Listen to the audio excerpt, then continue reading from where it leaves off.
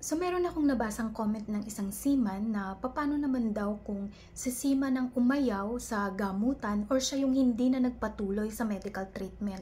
Meron ba siyang makukuha na disability benefit?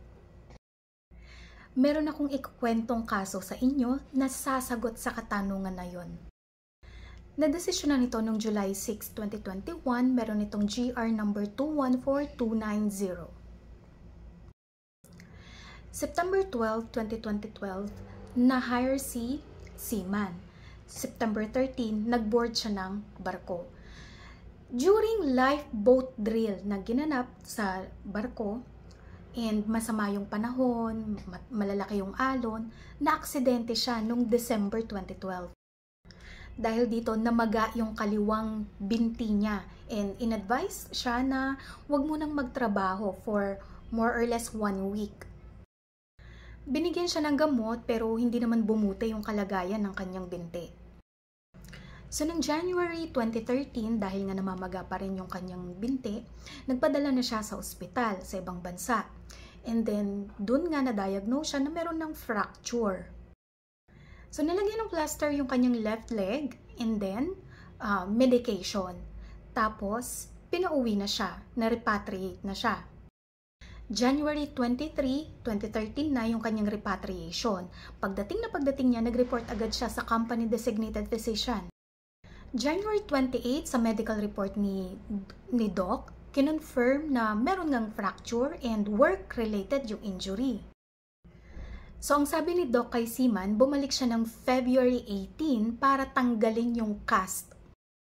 So, sinunod naman ni seaman yung advice ng doktor at nung April 15 nga sa medical report ni Doc, nakita dun sa x-ray na may bone growth. So, ang sabi ni Doc sa kanyang medical report, for further observation pa si seaman. Sinabihan uli siya ng doktor na bumalik ng May 20. Pero si seaman hindi na bumalik bagkus gusto na niyang humingi ng disability benefit. Ang sabi kasi ni seaman, more or less, 4 months na siyang nagpapa-check up at nagre-report kay company doctor. Pero hindi naman bumubuti yung kanyang kalagayan. And then, taga-Aklan pa siya. Kailangan niyang bumiyahe pa Manila tuwing magre-report siya sa doktor kasi andun nga sa Manila yung company doctor. Dahil nga dito, in-ignore lang siya ng agency. Kaya naman, noong May 2, nag-file siya ng complaint for total and permanent disability benefits and reimbursement ng kanyang medical expenses. So bago natin sagutin kung entitled ba sa disability benefits itong si seaman, sagutin muna natin kung ano nga ba itong disability benefits. Ito po ay isang compensation o kabayaran para sa empleyado na nagkaroon ng sakit or nagkaroon ng injury na nagresulta sa permanent total disability, permanent partial, or temporary total disability. And yung sakit or yung injury ay nakuha out of or in the course of employment. So dito sa case na to, walang question. Work-related yung injury na nakuha ni seaman kasi nangyari yung aksidente habang siya ay nasa trabaho. Sa Standard Employment Contract ng POEA, kung may work-related injury in the course of employment ni seaman, kailangang mag-issue si company accredited doctor ng definite na assessment regarding sa disability grading ni seaman or kung fit to work na siya. Ngayon may rules dito sa duty ni company accredited physician sa pag-i-issue ng final definite assessment regarding sa disability grading. Number 1, si company designated physician ay kailangan makapag-issue ng final medical assessment sa disability grading ni seaman within 120 days mula sa araw na nag-report si seaman sa kanya. Number 2, kung si company designated physician ay hindi makapagbigay ng final medical assessment regarding sa disability grading ni seaman within 120 days at walang justifiable reason, then yung disability is considered permanent and total. Ngayon, yung number 3, kabaliktaran ng number 2. Kung hindi nakapag-issue ng final medical assessment regarding disability grading ni Seaman, etong company designated physician within 120 days, pero may justifiable reason, kagaya halimbawa ng kailangan pa ni Seaman ng further medical treatment or hindi nakikipag-cooperate si Seaman, pwedeng i-extend up to 240 days yung period of diagnosis and treatment. Ngayon, ang mayroon ng burden of proof para patunayan na mayroon ng sufficient justification para i-extend ng 240 days yung period of treatment ay si employer na. Kailangan niyang magbigay ng sufficient justification kung bakit kailangan niya extend up to 240 days yung gamutan. Ngayon, number 4.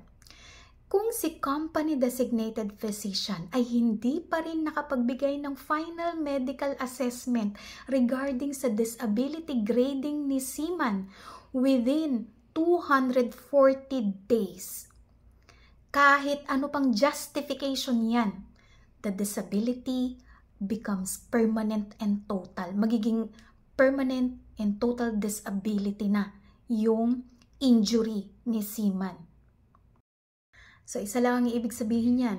Kung walang final medical assessment, si company accredited physician within the 120 or 240 day window, then yung disability ni Seaman ay permanent and total. So, base sa mga dates na nabanggit natin kanina, mula sa time na bumaba ng barko si Seaman hanggang sa time ng kanyang last check-up, kinumpute ng korte at sabi nila, hindi pa naman expired yung 120-day period na ibinigay ng batas para kay company designated physician na mag-issue ng final medical assessment regarding sa disability grading ni Seaman. Nag-file na siya agad ng disability benefit sa korte sa ika-99th day pa lang. So, hindi pa expired yung 120-day period. And somehow, inadmit o inamin ni Seaman na siya na yung kusang hindi nagpatuloy sa kanyang treatment kasi nga nagiging financial burden na to sa kanya. Alam nyo bang may term dito? Ang tawag dito ay medical abandonment. And ayon sa Standard Employment Contract ng POEA, ang medical abandonment ng isang seaman ay may mabigat na consequence. Saan ito matatagpuan? Sa Section 20 ng inyong mga kontrata, nakalagay doon, walang compensation and benefits na ibibigay kay seaman regarding sa kanyang disability or injury na kanyang nakuha dahil sa kanyang intentional breach of duties. Ano ba tong duty na to? Well, isa sa mga duties ni seaman ay ang mag-comply sa kanyang medical treatment na provided or advised or recommended ni company designated physician.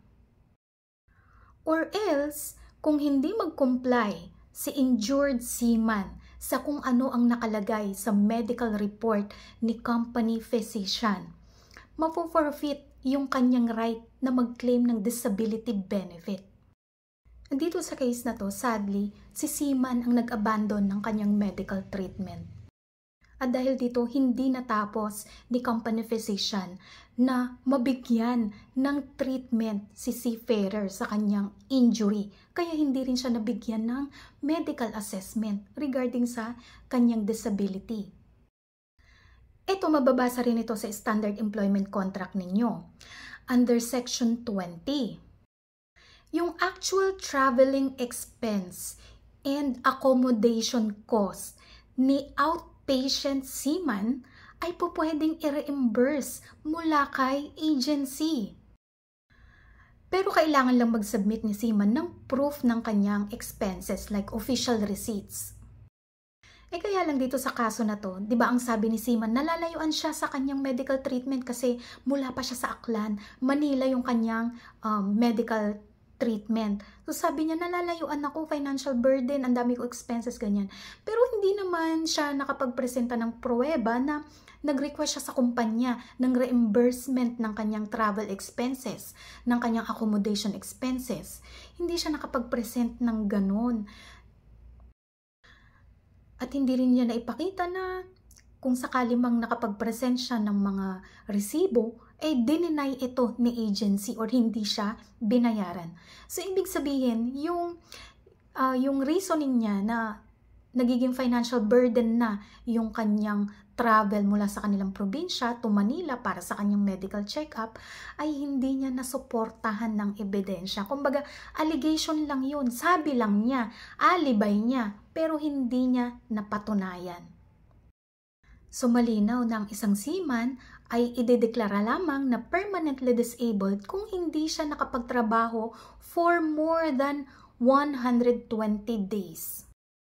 At yung inability niya para makapagtrabaho ay nakuha o resulta ng kanyang injury na nakuha during the course of his employment.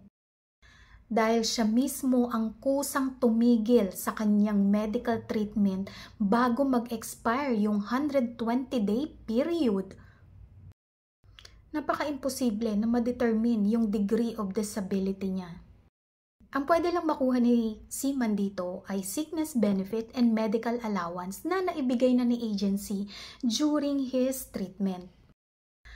Gayunpaman, dahil napatunayan naman dito sa case na to na yung kanyang injury ay nakuha niya out of work or work-related yung kanyang accident, out of compassionate justice, ang sabi ng korte, deserve niyang mabigyan ng financial assistance.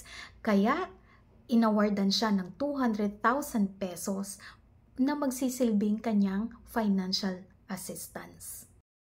So again, kung yung seaman ang dahilan para hindi makapagbigay si company designated physician ng final medical assessment within 120 days dahil inabandon na niya yung kanyang medical check-up or medical treatment, then hindi siya makakakuha ng disability benefit or compensation.